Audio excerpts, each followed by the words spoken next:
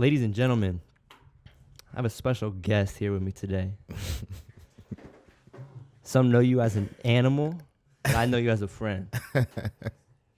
Yes, sir. Ladies and gentlemen, Val Woodburn. Say what's up to the people. What up? First show in this studio. What's happening? First show. First, sir. First podcast ever for me. Really? Yes, sir. How you feeling? I feel good, actually. You're used to these lights, right? Yeah, I'm used to these lights, actually. I love these lights. These lights, you know, Yeah. this light turn me into a scary guy. Yeah, I believe it. 4-0 pro MMA record. It was about, coming up on a month ago since you went 4-0, hit your fourth knockout. How do you feel now? How's it feeling right now? It feels great, but you know, the hard work never stops. I just got to keep going. Every day, consistently working because it's harder competition. So, it's always good to celebrate. Pat yourself on the back, but I got to keep going. Yeah. It's So like, how often are you looking to fight? Like, I know you said before you're like, yo, I want to fight right now. Like, I'm ready to go right now. But you said you're like, now it's not the time. We gotta wait a little bit. So like, what's your plan? Like, do you have one, or is it just kind of just keep grinding and just if there's opportunities there, you just take it? Realistically, no, not right now. I'm not taking any fights right now. I'm just training right now. As right now, I don't have anything coming up. No, I'm just training. On the grind. Getting better. I'm really consistent in my jiu-jitsu class now. Mm-hmm. So I've been really focusing on my jiu-jitsu along with my striking too, but nothing coming up right now. But, this is MMA world, nothing right now. And in 2 more weeks, you just, hey, you got to do this, you got to do that because you got a fight coming up. So everything happens fast. Mm-hmm. You know what I mean? So. But what's the shortest notice you were taking a fight on? My shortest notice was like on a 2 days notice. Oh my god! It was my second fight as an amateur. It was a kickboxing fight in Daytona. Yeah. 2 weeks? Well, wait. I had to make 200. But I was fighting at 205 at the time. Okay. My first fight was at 205. So you obviously made the weight. Mm-hmm. How much did you have to cut off in 2 weeks? 15, or 2 days? 2 days. 15. 15 in 2 days? 15 in 2 days. How was that? What do you do? What do you do at a weight cut like that? Like, what's the first thing you do? You get the call, you hang up, you're like, all right, I got to get weight off like right now. I was at work. And I was just about to eat a freaking bacon burger. Literally, I swear to God. I was just about to eat a bacon burger at work. And then my coach at the time texted me. He's like, yo. So I put the burger down. I'm like, yo, what's up? Because whenever he hits me up at this time of night, I'm like, what the hell is going on? So I hit him back real quick, and he was like, yo, you want to take a fight? I was like, hell yeah, I want to take a fight. And then I said, what's the weight? He said, you got to make 200. He's like, where you at right now? I said, this morning I was at 215. He's like, can you do that? I'm like, yeah, I can do it. That was only my second fight. Not knowing what I was doing, but I made the weight, though. Oh, my goodness. Made the weight 3 minutes before weigh-ins. Oh, my gosh. Yeah. So what? I'll show you the pictures. Oh, my gosh. It was bad. How much did you lose, like, one day?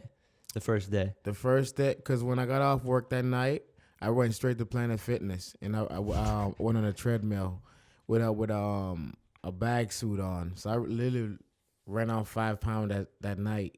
Mm-hmm. You know what I'm saying? Didn't eat, wake up, didn't eat, and then called out that day, the next day, and cut the rest of the weight, and then made the weight by Friday. And then beat that dude up on Saturday.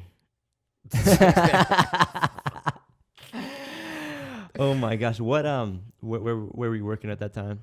I was working at Chili's. Chili's? Yeah. Oh my gosh! You're in the back? Yeah, I was a cook. Dude, I used to be a cook too, and that like, it's hard to explain, but like, didn't you feel like you had a lot of fun, like those jobs, like just like working in the back, like there was a lot of like, yeah, it was a fucking lot, around yeah, almost. yeah, it was a lot of messing around. Yeah. No, that's super yeah, fun. it was a lot of it was. I like to start food fights. Really? Yeah. You just throw food at people? Yeah, I just throw food at people. One time, my friend came around the corner, put some cheese on my head. He was like, "Hey, we got a loaded Val over here." And I went around the corner, put my hand in some white queso cheese, came around and slapped him in the back of the head with it, and then everybody was just throwing food. We all got written up that day at work. Really? Yeah. What's the point of writing everybody up? Everybody in the kitchen? Damn. I was 18 at the time, too, Really? so I didn't care. How old were you in that Sunny story? The Sunnies, You remember the Sunny story you told me? I was like 22. Yeah. With the fry basket, right? Yeah, man. Had to beat that guy's ass. What started that? Man, so he was a new guy, right? He was Yeah. a new guy. And this is in the back of This is Sunny's. This is back of Sunny's. Mm-hmm. So he was a new guy. So How long had you been working there? before Yeah, before he got there. about 2 years. Okay. About 2 years. Mhm. So I was one of the guy that they trust back there, and it was a night shift, so it was down to closer. So it was just me and him closing. So he went outside with the trash. Mm-hmm. So the last 30 minutes of the restaurant, everybody trying to drive through is always busy because everybody's trying to get their last minute food. So I'm doing all the work. So he disappears saying he's taking the trash out, but he was outside smoking the whole time. Okay. Yeah. So when I sent out all the orders and stuff, he came back in with the trash can. I'm like, bro, where the fuck was you? He's like, I was outside. I'm like, for 30 fucking minutes, I was going off on him because Last 30 minutes of the yeah, shift. because I was going off on him because I had to do all that shit by myself. Because Mhm. I'm doing double work here. Because You're making food and trying to close. I'm doing double work here. Where the fuck you at? Yeah. So he got mad because I was yelling at him. So he was like, yo, bro, you ain't gotta be yelling at me like that. I said, I'm yelling at you because I can, motherfucker. Like, yo, I can yell at you right now Yeah. because I got the right to, because you're supposed to be here helping me this shit right, because you getting paid just like me. Yeah. You know what I mean? He got mad, and I'm talking my shit because I didn't give a fuck, because Yeah. I'm mad. Because Yeah. when I'm mad, I'm mad. I Yeah. don't give a fuck. So he just decided got stupid and just took up the kitchen knife. I was just right by the fryer by then. Damn, it got that heated. He picked it up. Yeah, because I was talking shit because Yeah. he was talking and I'm talking, Yeah. because I'm not going to shut up. Yeah. You know what I'm saying? I know. And yeah, I'm not going to shut up because you guys shut up first, because I feel like I'm right. I got all the right to talk here. So he thinks he's some kind of gangster from Pine Hills or whatever the fuck he came from. I didn't give a fuck. I don't care where you're from. Mm-hmm. Pull the kitchen knife. He was walking towards me. Bro, I grabbed that fry basket and I stunned his ass with that shit. And then I just grabbed him, put him on the table, and started beating his ass. I didn't give a Holy shit. fuck. And then what happened? Did you still work there? Like, did he still work there? What happened after that? We got fired. Both of you? Mm-hmm. Oh, damn. I got fired. But the reason why I got fired is because I broke the cooler door. Because I was walking and the cooler door was open and I kicked it, and that shit just fucking fell off. So they fired me for Breaking the door. destroying workplace property. I'm like, bro, I just fought somebody. It was stupid. It was Yeah. a stupid situation. Yeah. It was a stupid It's funny they didn't fire you for like breaking some dude like orbital, but they fired you for like breaking a cooler door. Yeah. Like they're like, we don't care about the new dude. Like Yeah. that door cost They didn't give a- $1,600. Yeah, they give a fuck about because they had to pay to fix it. Yeah.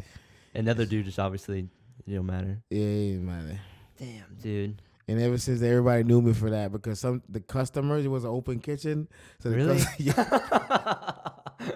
The customers was watching that shit.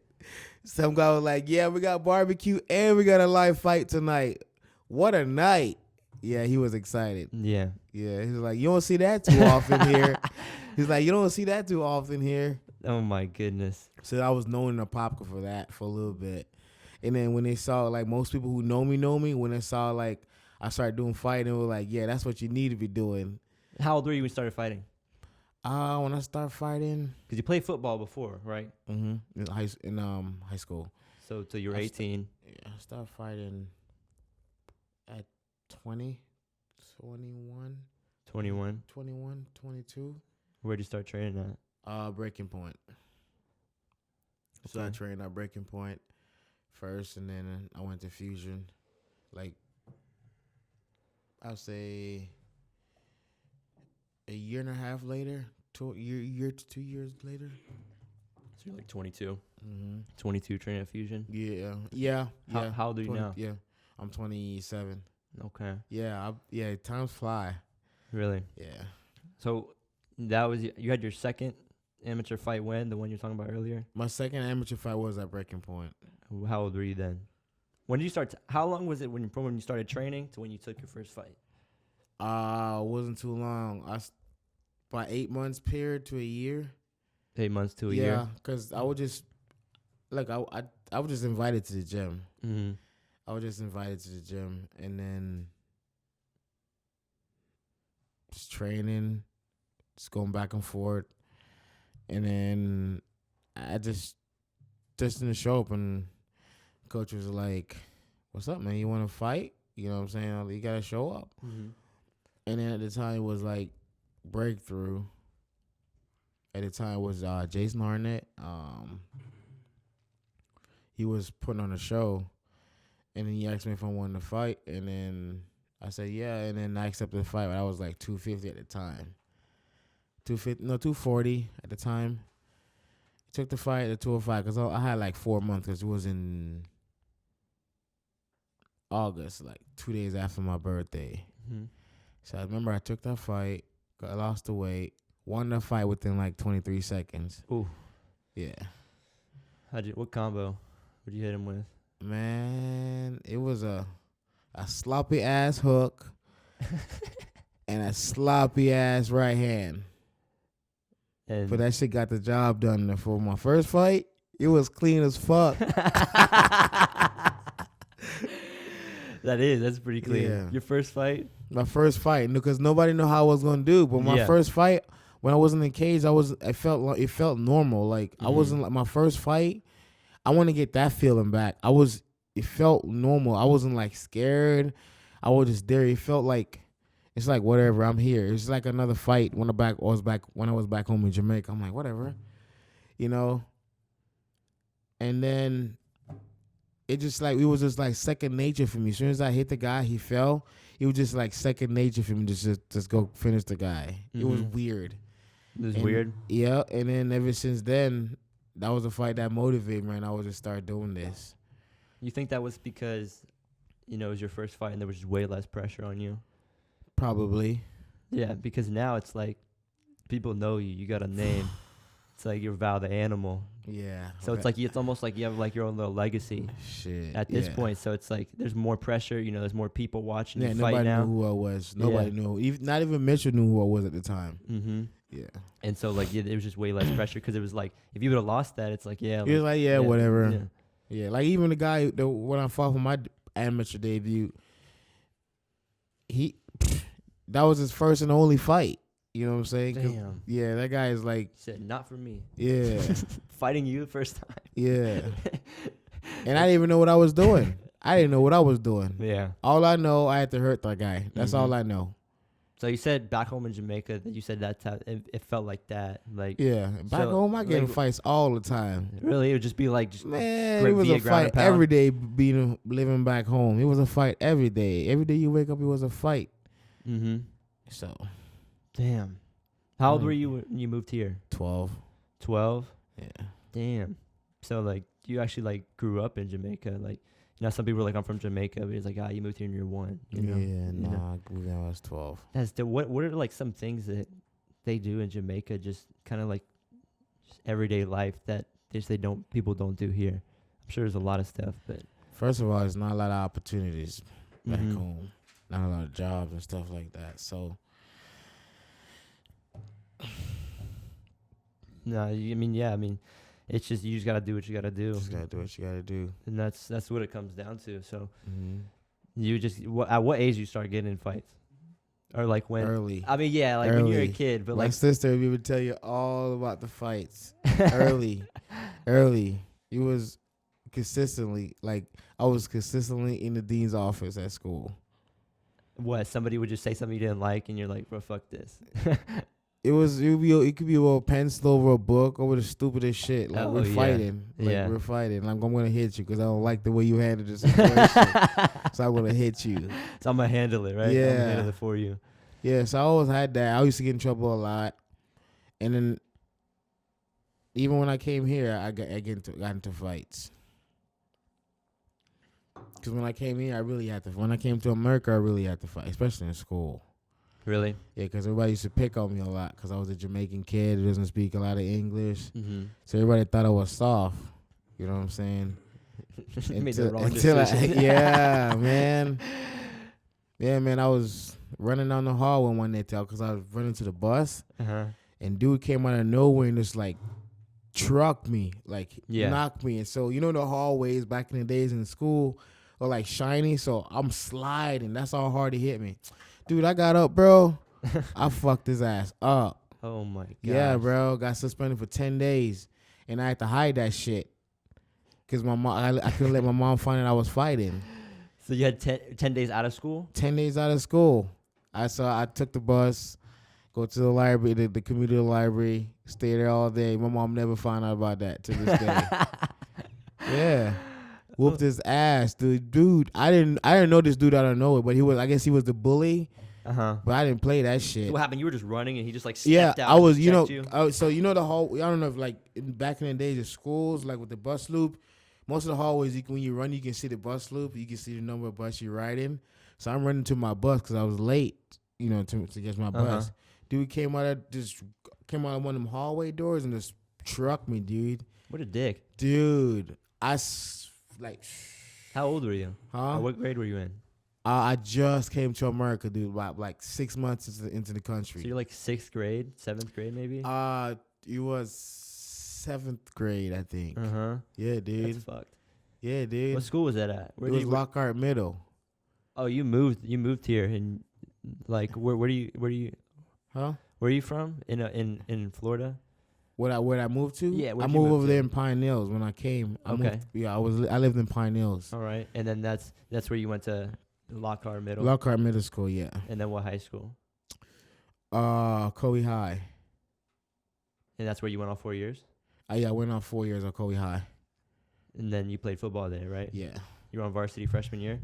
No, I wasn't on varsity freshman year. Did you play in freshman year? I played freshman year. How was that? Freshman year was fun. Did you play football before high school? Never. Okay. Football. Oh my God, my football. I played soccer. Mm-hmm. Oh, soccer. I love soccer. Yeah, football was just. I got on a football team because I just knew how to kick. Mm-hmm. But it was like, damn, man, this guy's big as hell. Why you got him as a kicker? Because I knew how to kick. Like, try him out of defense or something. I was just naturally good at it. So I played linebacker, but I didn't start like freshman and JV year. I started, but my junior year I didn't start because I was on varsity because all the seniors are starting. So I didn't start till my senior year. But football was fun. But football wasn't for me though. Mm-hmm. You know what I'm saying? Football wasn't for me. You ever played any other sports in high school? Soccer. You played soccer too? Soccer. I played cricket. Well, over here they call it baseball, but in Jamaica, it's similar to cricket. It's similar to baseball, but it's not. Yeah, cricket. Yeah, you know what it is, right? Yeah, I know what it is. Yeah. So. Damn. Other than that, no. Besides, no. So, So you obviously, what do you think has changed about you since you started training martial arts, as far as, up here in your head? My attitude. Your attitude? Mm-hmm. I'm more humble. Like you're not the same guy that would have like done like one of those other stories. No, now it would take a lot for me to do more. Yeah. Because, you know what I'm saying? It would take a lot for me to do more. I'm more humble, and it makes me appreciate life more. If that makes sense to you. Yeah. It makes you, honestly, I feel like martial arts has taught me, like, when you're in Like when you're outside the gym, it's like, yeah, you might train all this stuff, but anything could happen. You're not like inside a gym or inside a cage or, a ring or something. It's like someone could fall and hit their head, and it's not like hitting a mat. It's like they could die. I think it can teach people a lot that they miss when they don't train martial arts, like about objective reality. Because some people have never been punched in the face, and you see it when you're outside. You see it. Some people have never been punched in the face and never been checked, and they can say whatever they want to people. But if they train martial arts, they would understand that. They would understand, to be humble. Like, you can't have an ego. No. You don't have anything to prove. And I have a lot of people a lot of friends that, they have an ego with myself. Yeah, what do you mean? I have an ego with myself. Not with other people, but I have an ego with myself that telling myself I need to be better every day. You know what I'm saying? I just need, what I mean by that is, like, for me, I can see my mistakes and I can feel my mistakes. You know what I'm saying? In fighting, like, I'll watch my fight and I'll watch it like 30 different times, and I really take that fight apart. I'm like, okay, you fought this guy, you're going to have to fight somebody better. So, okay, I'm going to break this fight down and see what the hell I did wrong in this fight, because I'm pretty sure anybody that I'm going to fight next is watching this fight. I'm pretty sure if he's a true martial artist, he's going to see those mistakes too. So I'm going to try to tighten up on those mistakes before he does. You know what I'm saying? That's what I mean by me having an ego with myself. You know what I'm saying? Not towards other fighters. You know what I'm saying? Like, I love my teammates. I want everybody to do great in the gym, but my ego is towards myself, not towards them. You know what I'm saying? My ego is towards me getting better as a fighter and as a person too. You know what I'm saying? That's what I mean by I'm having an ego with myself. So you're in competition with yourself. Yes, that's your only competition. I am. I'm very in competition myself. Yeah, then that's good, because as a true martial artist, I think it's interesting when you said that you watch the fights. Yeah. You see what you did wrong, and then also that goes for your opponent, because you should be doing the same thing too. Hell you yeah. should be looking at seeing their fights, and you see all the mistakes they made. Be like, oh, look at his foot placement when he throws this punch. It's like, I can catch him right there. Yeah. Yeah. And then you go in the gym and you work, and that's all it is. And then you bring your own style to the table. And everybody's different. So like, what do you think your style is? Like, how are you, like, when you're in a fight? Are you more like, you want to be offensive, or do you just want to kind of just go with the flow, or do you like let them, like, what does it depend on the opponent?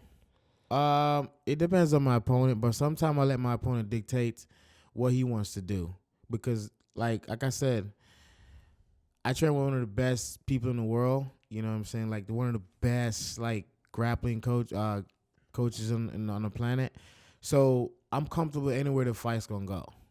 I'm really comfortable with anywhere the fight's gonna go.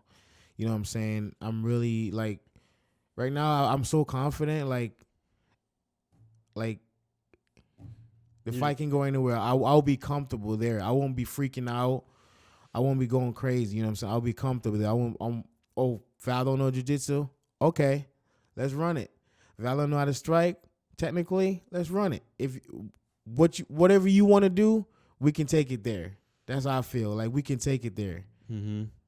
Like, I've got the best striking coach, best grappling coach, best wrestling coach, best boxing coach, best conditioning coach. Like, what is there, like, like, when you have those people in your corner, like, you're unstoppable, especially when you're coachable, you're unstoppable. You know what I'm saying? Like, there's no secret to it. What do you think makes a fighter coachable? What aspects about their personality might hold them back from being a good coachable fighter? You just gotta be coachable, man. You just gotta be willing to listen. You just gotta be hungry. You just gotta know. You just gotta be true to yourself and know what you're fighting for. And what are you fighting for? I'm fighting for my family. You know what I'm saying? For a better life. You know what I'm saying? I grew up fighting. I'm still fighting.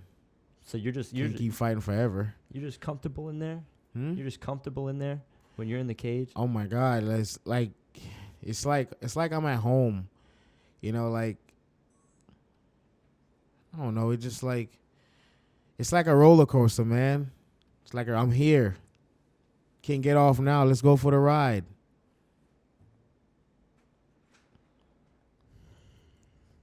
Wow. So I don't know. Do you notice when your opponent is nervous? Like what about them like leading up to the fight? Maybe like something they say or you know at face-offs. Like what about them can you tell if you're like, all right, I got him. Like I don't really like.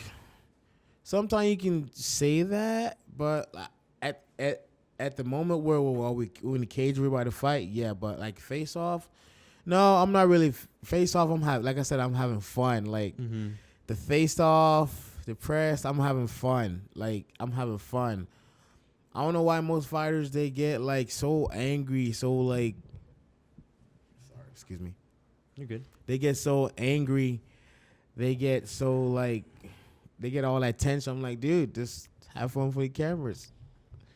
Dude, when I ref, ask you if you're ready, and I ask the other fighter if he's ready, and look at those 3 judges and ask them if you're ready, now it's time for you to get serious. Now it's time for you to get serious. So you're having a good time up until the ref looks at you and points and asks. Damn right. It's time to do business. Let's go. Now it's time to be serious. Now it's time to entertain these people, give them what they paid for. So you actually like care about like what people think in the audience as they're fighting. You actually care about like the people's the reaction of the audience in the Dude, fights. without them, what the hell we're fighting for? That's true. This is entertainment. That is true. We need an audience. I mean, we need them. There's not been an audience recently in the UFC. They're still watching. Have you fought without an audience before? Yes, I have. We actually fought on the first fought on the first CombatNight show to ever do that in Jacksonville. My second professional fight. All you could hear was the corners and the commentary? I was on that card. Mitchell was the first person, probably not with the first person, first promotion to do no fans in stands. That was in Jacksonville? That was in Jacksonville. That night was crazy. How was that? Crazy, weird. It felt like Walking Dead coming back on the highways. Because we drove back that night. Because it was quarantine, it was lockdown. We didn't know what's going on. We drove on the highway back. It was so, like, dead. Like, it was weird. But it was a memorable moment, yeah. You say you remember a moment? It was a memorable moment. Oh, okay, it's a memorable moment. Hell yeah. So was it weird being able to hear, like, all the strikes loud? Like... It was like a sparring session. It was like a sparring session? Hard sparring session? I mean, that's pretty dope. I can literally hear my coaches in the corner. I can hear them bright. It was just like me sparring. It's like me sparring and getting ready for a fight. It was so crazy. Oh. You're good. Can we get a little towel? You get a towel. Yeah. The microphone was in the way. Okay. Let's go to an intermission. We'll clean this up. Yeah, I gotta edit that. Nah, we won't edit it. It's funny. It's fine. We're good. Yeah.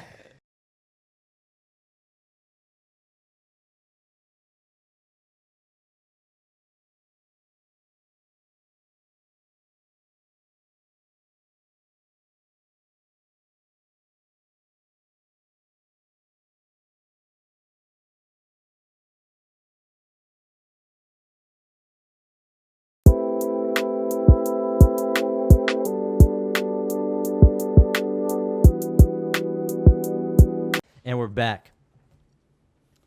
So so people go to Jamaica all the time, on vacation and everything.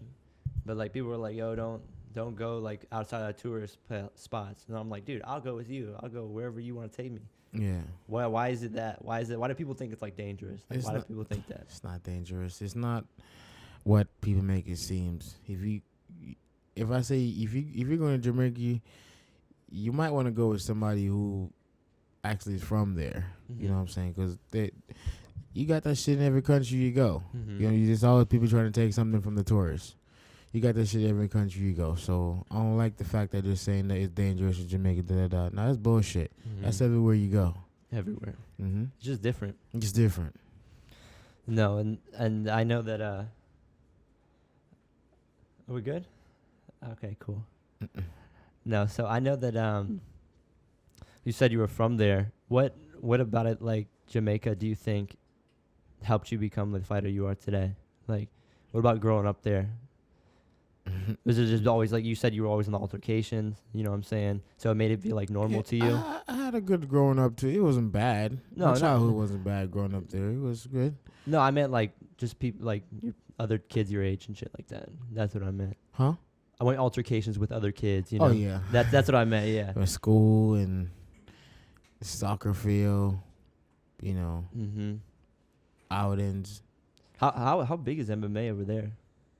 Not that much. Not that big. Not really. It's mostly like karate, sambo. I don't even know what that is. I know what it is. Fencing. MMA is not. Jamaica just picking up on MMA actually. Mm-hmm. So yeah. So I was fortunate enough to move to the States and find a good gym. Yeah. What other fighters are from Jamaica in the UFC? I think Aljamain Sterling, right? Uriah Hall. Uriah Hall as well. You got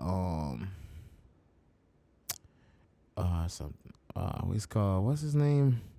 Randy Brown. It's a lot of Jamaican fighters that's coming up. It's just a lot more, but I just can't remember their names. Mm-hmm. Mm-hmm. They're getting bigger. No, that's cool that they do sambo over there. That's usually something they do in like Russia. Mm-hmm.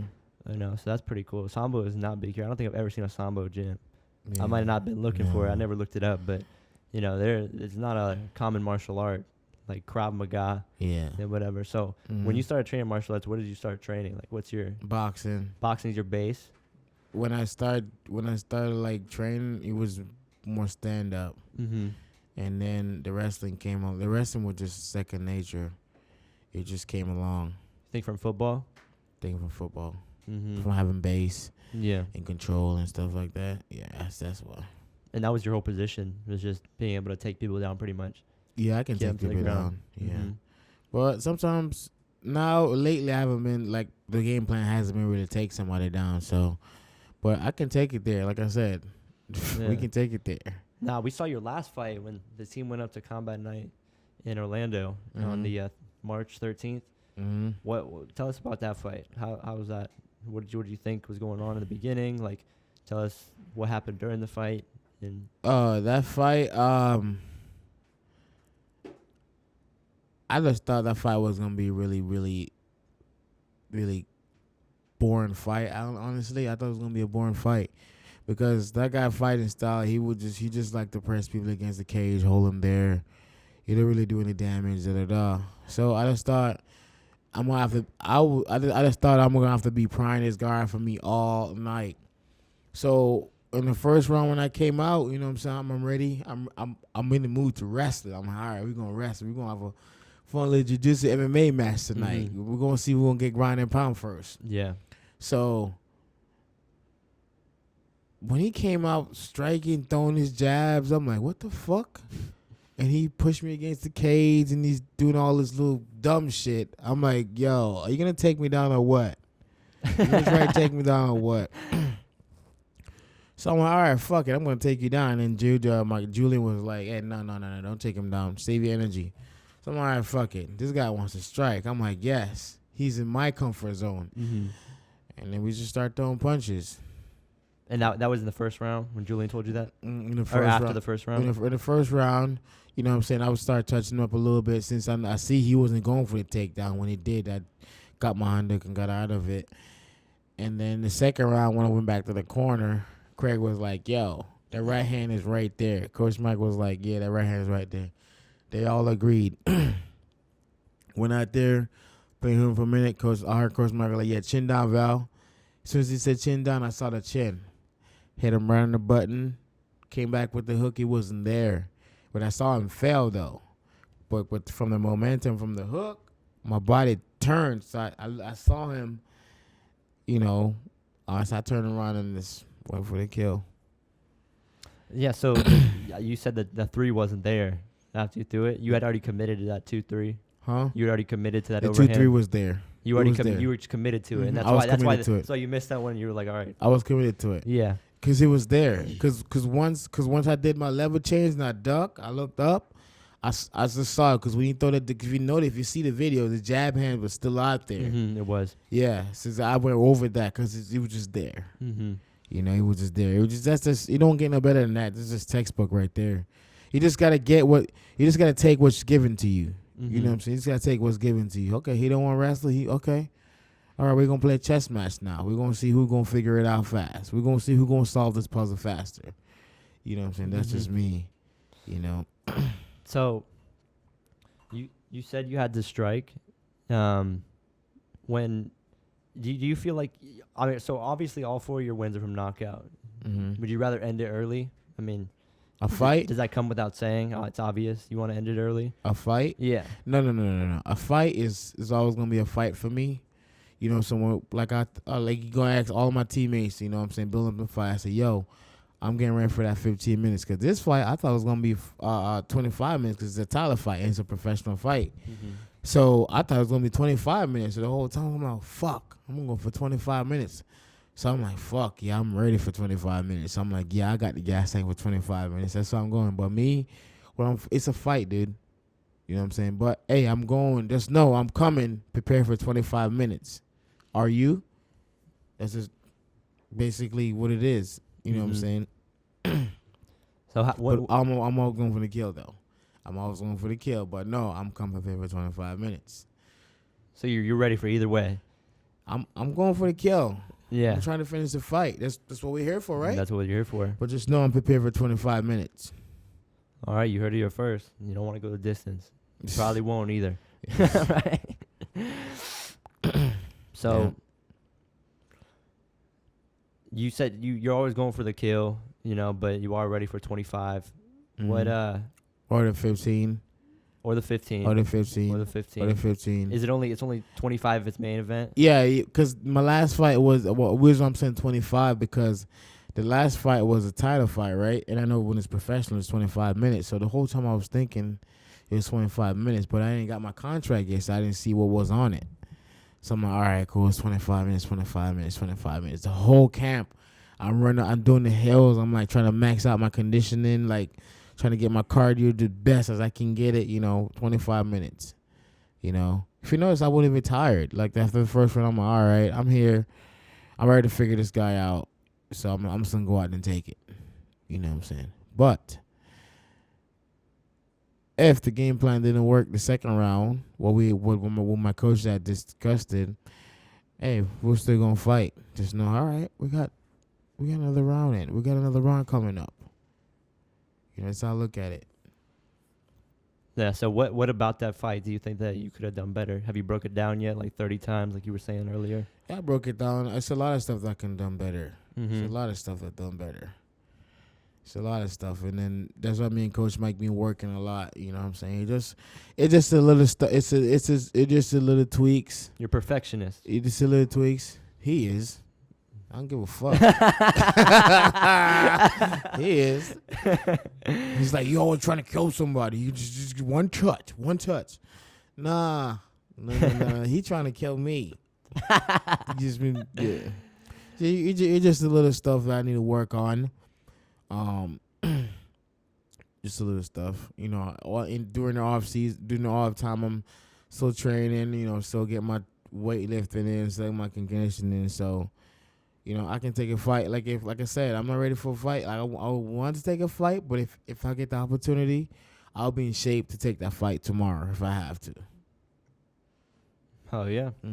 So, you said weightlifting. How do you balance out the weightlifting and the martial arts training all together? Like, how do you implement the weightlifting in your work in your schedule? Shit, without like hurting yourself overtraining at all. 30 minutes after gi class or after some drillings, because we do Wednesdays and Fridays. So we'll do our gi class. You know what I'm saying? Learn, and then go over there and get a conditioning in. So you're weightlifting twice a week? Yeah, so we're not killing ourselves, but we're getting it in. You're getting it in. We're getting it in. The important exercises, at least. Not doing no weird ass curls from the Nah, like deadlift, squats, all that. Nah, that's dope. None of that. So what are your plans moving forward? I know it's fight by fight, but like what is you like a plan for the future? Like what goals you want to accomplish in the next few years? We all know I'm chasing goal here. So I eventually want to be UFC champion. Would I be UFC champion? Like I want to be champion on on one of those platforms like UFC, Bellator, not just one championship. You know what I'm saying? I want to hold one of those belts. You know what I'm saying?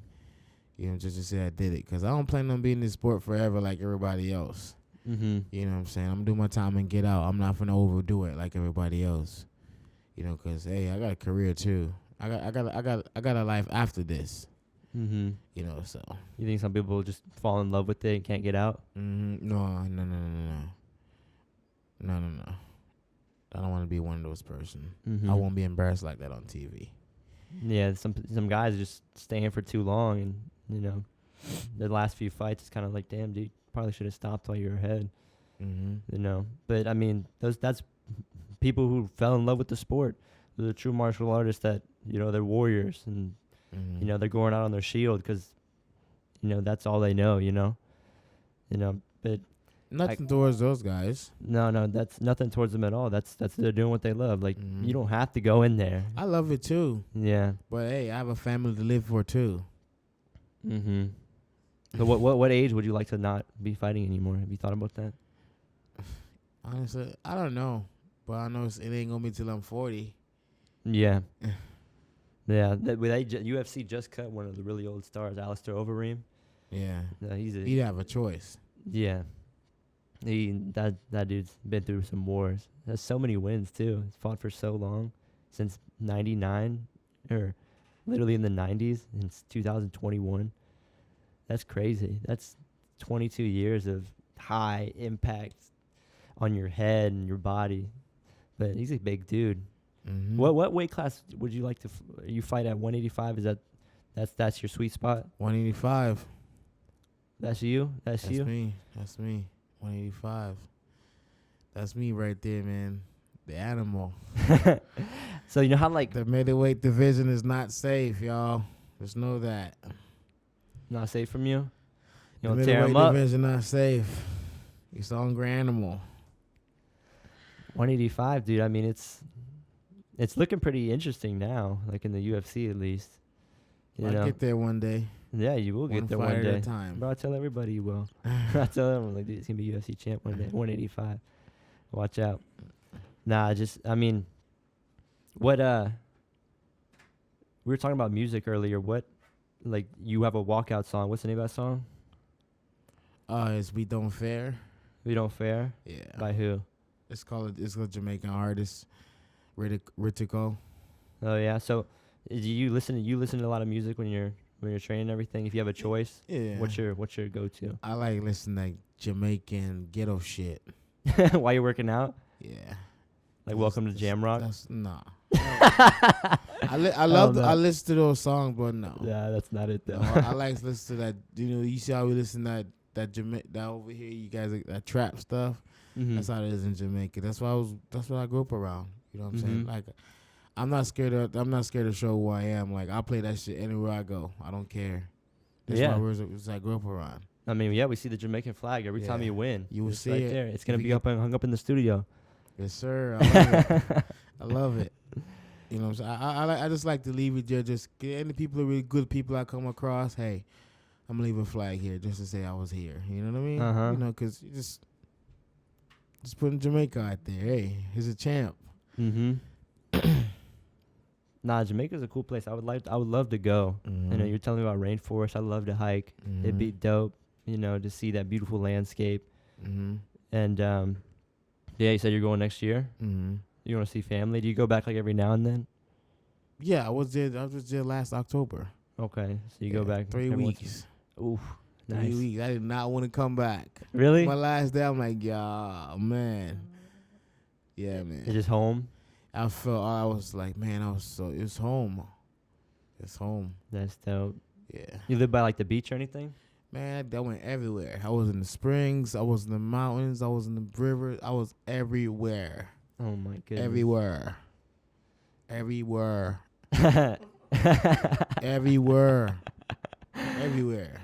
Oh my goodness. So like what's it like smoking over there? Like everybody does it. Everybody does that shit. It's legal? No, I don't think so. It's not like On here. paper it's not legal, but no one cares. But they got dispensaries out there, though. I went to meet up with this one guy in Jamaica, and he had they had dispensaries out there, but I don't know if it's as good as over here, though. You think it's better with weed here in Jamaica? Man, that's just whack over there. What?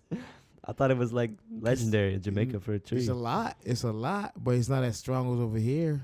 Yeah, they got this shit in a lab. Yeah, they got that shit in a lab. We just grow that shit outside like in a fucking garden. They got that shit over here in lab tested. Oh, this is something kush. Mixing strains, right? Yeah, I know, right? The Taliban bubble fuck. Some crazy Some shit you ever like heard that. of? Like, what the fuck is that? All right. Change your life. Yeah. Nah, Shit, my life haven't changed yet. it was legal in Colorado when I went there, and it was weird. Yeah. It's like you just walk in, and then it's just like some like woman or dude at a desk, and like I'm like, where's it at? Like, where's the tree? And then there was they were like, oh, we gotta take your ID and your information and everything, and I was like, all right. And I sat down for like a minute, and then the door opened next to the desk, and it was like a whole like treasure room of just like different types of tree stuff. And I was like, whoa, this is lit. And you just walk in. It smells like pure THC, oh right? my gosh, it was keef in the air. It looked like the little dust particles that you see when there's light. It was like just floating. And I'm just like, oh my goodness. Yeah. And so, yeah, and it was super cheap over there. I don't want to hear from anybody that's selling it here, like to be like, oh, it's this much. However, be like, bro, you're getting taxed. Like, it's not that much. Like, find someone that lives in one of those states, get with them, and then, do your business. But don't tell me that it's like 100 a Q, I'm not paying that. I don't care how gas you think this. I don't care if you got it from 2 Chainz. Like, this is not what it is. Fuck. Oh my goodness. Yeah. It's gonna be legal here soon. Yeah, I think so. They're fighting for that shit. In Florida. I mean, it's already medical here. I mean, Yeah. it's gonna be soon to follow the recreational stuff. Yeah. And then I don't know why they wouldn't. Like, they make so much money. They've seen every state that's legalized it. How much increase of tax money they get from people, because they tax the tree at a higher rate than normal sales tax.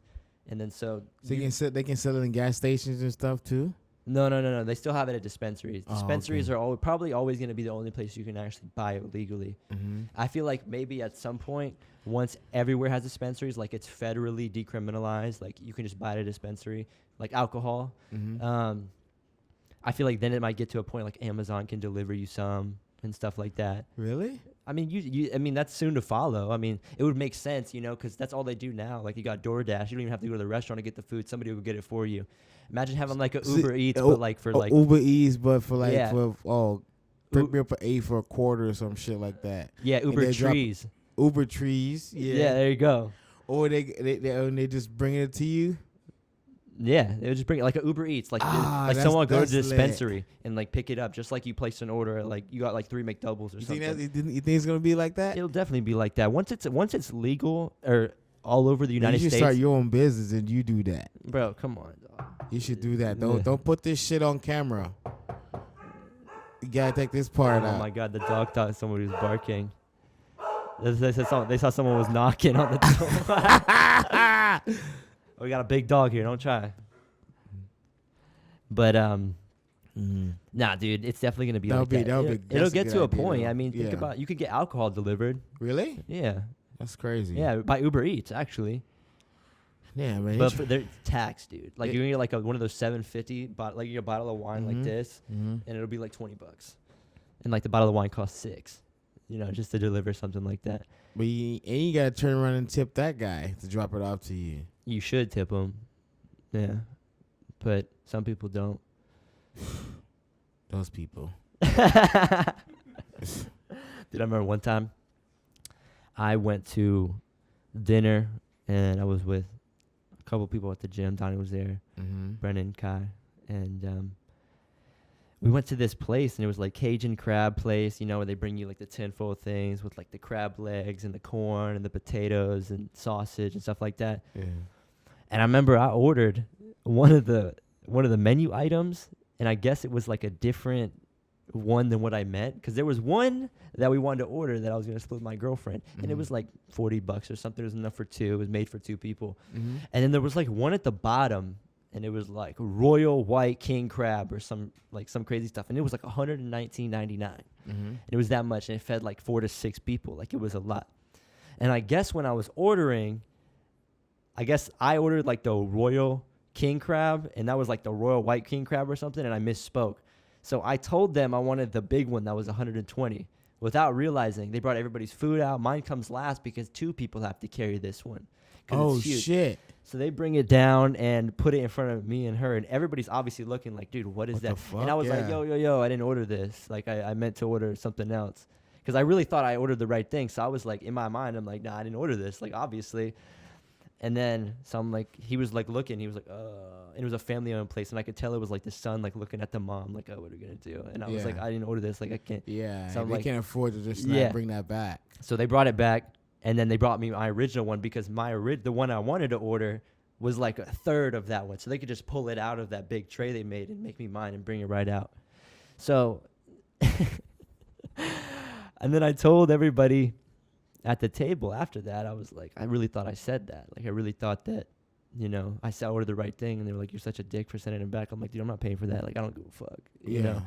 And, you know, my girlfriend, she was like, I'm pretty sure, like, you actually did order that one. Like, he didn't mishear you. Like, you actually ordered that. And I was like, damn. So I felt kind of bad. So I told everybody at the table, I was like, don't worry about it. Like, I'll take care of them. Yeah. So you went over there and paid for that crab and the original crab. Nah, I didn't do that. You got me fucked. I just tipped them. Oh. Yeah, 20%. Like, with the calculator. Oh, my God. Really?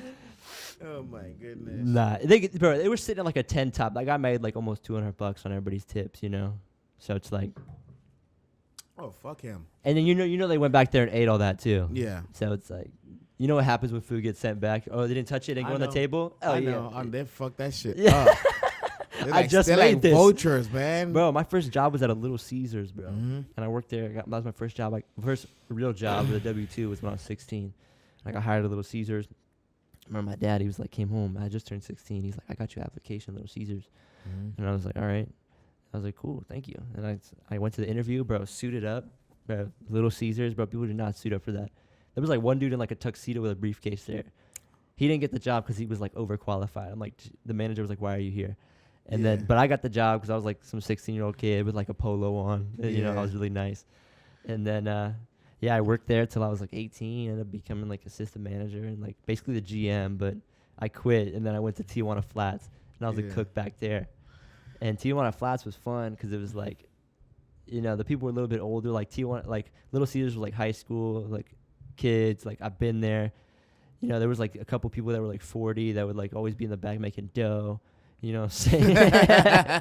In the mornings, you would never see them if you closed. Like, they'd just be there in the mornings. The prep guys. Yeah, prep guy. And I worked prep at Tijuana Flats eventually, and that was fun because I did it with this old Cuban dude. He was always making us Cuban coffee.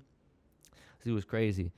He said he came here from. I know that shit's strong as hell. Oh, dude. Oh my God, that shit wake your ass I up. make it every morning. I can feel that shit in my spine. Yeah. It's just a little bit too. That's the crazy part. One little shot, right? Yeah. You're like, we make it every morning. Cafe Bustelo. yeah, man. No, yeah, with a little bit of sugar. That shit got me wired. Oh yeah, that's why I like it because I usually drink, you know, iced Americano. You know, which is just like a shot of espresso, and then like water, and then ice, and then I just sip on that. But you know, like those Cuban coffees, espresso shots, only about that much. Just like no time wasted, no nonsense over here. I got places to be. You know, I need to take this and go. Do they drink coffee there or tea? Oh, where? Jamaica. Coffee. Coffee.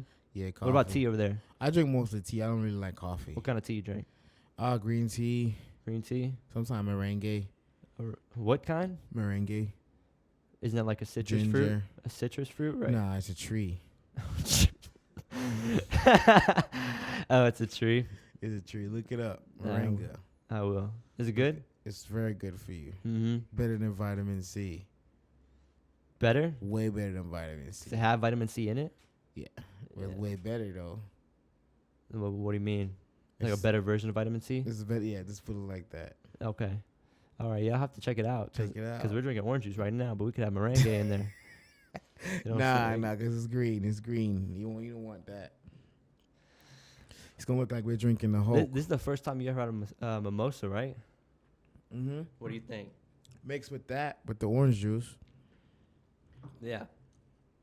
What did you? I had it plain at a breakfast restaurant, but I never had it mixed with the orange juice. I never knew you can mix it. What did you have? You just had straight champagne? It's straight champagne. Oh yeah. I chug that shit. I don't really mix it. I never know you can mix it. Yeah, you're supposed to mix it because it kind of goes with like a brunch thing, like the orange juice, but like you kind of want to get faded, on a Sunday. Brunch is dope, but I don't know. Sometimes I don't even eat breakfast. I feel like the fasting thing. You ever fast? Yeah, I do it every morning before I go to train. That's why I stay lean. There you go. I do intermittent fasting, go training, and eat a big ass meal in the middle of the day, Mm-hmm. and I'll be good. I love eating. I like eating like 20-ounce steaks. These are my favorites to get. What? So you take care of your diet really well, like especially after training and Mhm. everything when you're in camp. What do you think about like George Masvidal? And he's like, he'll like leave ATT with his headgear on and go get like 3 McDoubles. Yeah, bro. I don't know. How does that happen? He's about to fight for the belt. Like, is he just built different, or is it like is he gonna get fucked up again? He's built different. You think so? He's built different. He's a street guy. That's what he's used to. Just McDouble, bro. He would order like a sundae, 2 large fries. He was acting like he had never ordered there before. Like he was looking at the menu, like he didn't know exactly what he wanted. Mm-hmm. Dude, like right after training for like 8 hours in a day. I don't know that. I mean, I feel like he sweats enough to sweat out like a lot of the sodium and everything. But Definitely. I feel like it's something you should take care of your diet. But imagine how good he'd be if he ate like good. And like at this point, there's no excuse for him to not be eating McDonald's. Like You can eat a little McDouble every now and then, but I think it's all the time though. That's for the thing. him. I think so. I really do. Oh, I think it's like a shit. lot. It might just be for show, but the way he's kind of making it seem is it like that he loves like eating It's fast probably food. for show. I hope it is for his sake. I hope it is because Kamaru Usman is eating straight protein powder with no drink. I eat that shit with just water. I mean that's what I do. I mean, if you just want the protein, if you just want what this nutrition fact says, Mm-hmm. then you just eat it with water. But I usually put I it. just fucking just put it in my mouth with the powder and just eat it and just. You don't even drink nothing. Hell no. You just I walk put, out the put door? Put water. Oh, just a couple drops. Mm-hmm. Yeah. Make sure it goes down. Oh my Let it goodness. do its wonders. You're a savage. Savage. Oh my gosh. The animal. Yes, sir. Do you think that like people are getting softer like over time? What do you mean? Like just in general, like humans are getting like kind of like comfortable, like things that are going on.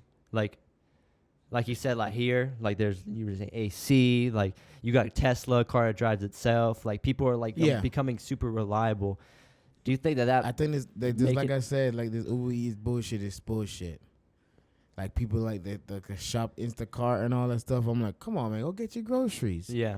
Because most people, okay, I understand people got busy lives, but most people just sit at home. Oh, I don't want to go. I don't have to get out the house today. Mm-hmm. Just sit at home, have someone gonna drop it. Go get out the house. Go get your grocery. I think it's bad. I feel like I think it's bad. It's making people completely lazy. completely lazy. Mm-hmm. For me. That's why they got like 600-pound life. Like you seen that show? Dude, how do you get that big? That's crazy. Like you don't stop at like 400 pounds and be like, whoa, enough's enough. Let me gain like 300 more. Mm-hmm. They can't Just even keep move. going. They can't even move. They can't even move, having bed sores. Mm-hmm. Yeah. Well, what do you... Hang on. Can we take a break real quick? Yeah. Okay, we're going to take a break. We'll be right back. All right. Cool. 3, 2, 1.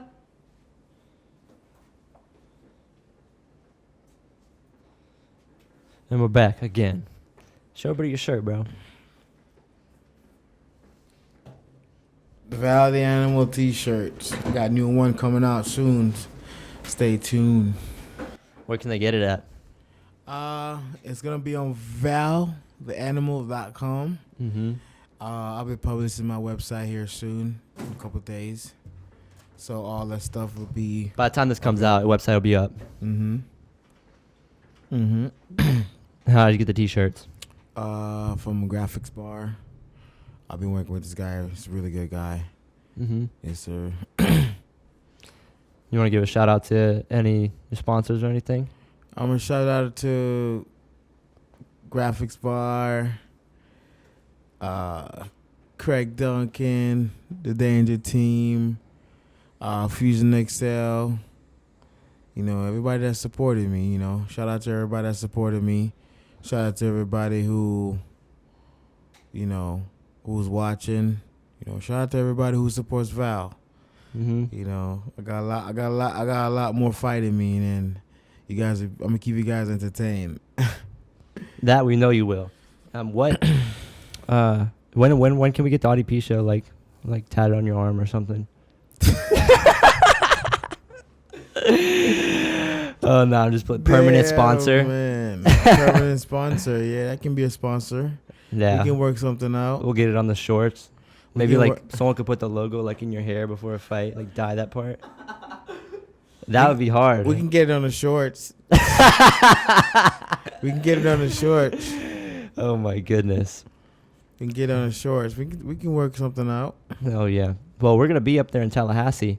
Mm-hmm. You know, you said you're gonna be there too. I'm gonna be there lit. Are you excited? Oh, beyond. What fights are you excited for? I'm excited to see everybody fight. All my teammates fight. Hell yeah. I really want Donovan to put an end to this motherfucker career. You want Honestly. to? You want him to Yes, retire I him? want Donovan to retire this motherfucker. Like, for real. Why? What you got against that guy? I don't have nothing against this guy. This guy just takes this fight just to get beat up. Like, stop doing that shit. Like, yo, Donovan, put an end to this shit. I don't know. I feel like some people aren't fighting to be world champion. Some people are fighting for, you know, a job, for money. He's a pro fighter. You know, you might not win, but he goes. Beat his ass, Donovan. Well, I mean, I'm going out there. Donnie's my friend. I want him to win, you know. I want everybody, all my teammates to win. We're going 6-0 that night. Fusion versus the world, baby. Fusion versus the world. I've heard Fusion that a lot. versus the world. That's what it is. I started that trend. Really? Yes. You're the maker? I did it. That's dope. I was saying that way about 3 years ago. Fusion versus the world. You made it up? That's dope. I just started saying that shit. Now everybody, that's everybody's hashtag now. It's us versus the world. I'm a trendsetter. You really are, bro. I've seen you in pictures of kids, bro. They want to be like you. Yeah, I love the kids. What do you tell them? Drink their milk and stuff? No, I and tell one them day you make can sure you knock have people good out grades. like me. Right. Make sure you have good grades. If you don't have good grades, I won't give you shit. Yeah. I'm just saying. But if you don't have good grades, I won't be giving you the flags. I won't be giving you the stickers. I won't be like, yeah, you gotta have good grades too. You gotta be disciplined at home. Mm-hmm. You gotta be listening to your mom and dad. Because if it's not for them, hey, you won't be wearing that shirt right now. I know you support me, but hey, they're the one that's paying. Yeah. You know, so you got to make sure you have all that stuff going for you too. You know what I'm saying? You want to be great, but you got to be doing the right stuff too. Mm-hmm. So that's why, you know, that's what I really want for the kids, you know, because, hey, when I was a kid, I had somebody who I wanted to be like too. Who was that? You know, till I grew up. My dad. You want to be like your dad? That's good. Yes, That's a good thing. I want to be like my dad too. So we look forward to seeing you fight again. I know you don't have a day. You're just chilling right now. Yeah, You're training right now, but you already know. Yeah, we're gonna see you again. Yeah. But now we're gonna be in Combat Night doing post-fight interviews. Audie P Show team, me and Luis. Mm-hmm. Combat Night, Tallahassee, on April the 17th. Mm-hmm. You know, I'm really excited for that. It's gonna be my second event I'm Fusion doing. versus the world. Fusion versus the world. That's what we're gonna see. I'm really excited for that. Really excited for Combat Night to be able to give me that opportunity to be able to interview these fighters just moments after they, you know, won a fight or sometimes even if they lost a fight, you know. And no, I'm really excited. I'm super thankful for that opportunity. You know, it's really get me and, you know, close with these guys. And I think all fighters have something in common about themselves, regardless of where you come from. It's just like that one thing that you have about you that, gives you the ability to be able to step in a cage like that. Yeah, takes a lot. Mm-hmm. Takes a lot. And all fighters are different, but they all have like that one thing in common that allows them to be able to step. Preparation. Mm-hmm. All right, man. Well, I had a blast with you, and I look forward to having you on again. Yes, sir. Don't forget, we got that party. What party? I told you about it here. I told you about it here. Man, I'm the host. What do you mean? What do you mean? Shit, I'm showing up with everybody. Perfect. All right, man. Let's get out of here. I know we got some stuff to do. Yes, sir. Louis about to go take pictures of some monkeys. For real? I guess they got him in Florida now. Oh, my God. Good stuff, man. Good stuff. All right, man. Yes, sir. Peace out, brother. Thank you for coming on. Cut.